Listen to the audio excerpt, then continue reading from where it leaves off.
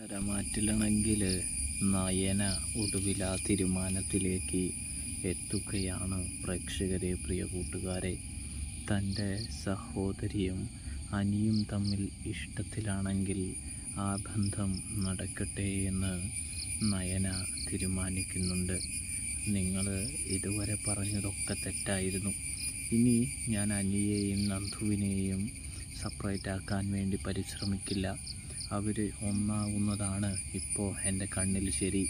എൻ്റെ അച്ഛനമ്മയും ഒരുപാട് പരിശ്രമിച്ചു അവർ തമ്മിൽ അകറ്റാൻ വേണ്ടി. എന്നിട്ടും നിങ്ങൾ പറയുന്നത് അവരാണ് ഇതെല്ലാം ചെയ്യിക്കുന്നത് എന്ന്. എങ്കിൽ പിന്നെ അങ്ങനെ തന്നെ ആവട്ടെ, അങ്ങനെ തന്നെ ആവുന്നതാണ് നല്ലത്.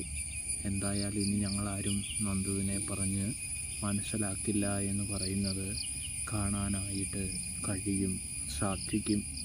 അപ്പോൾ സബ്സ്ക്രൈബ്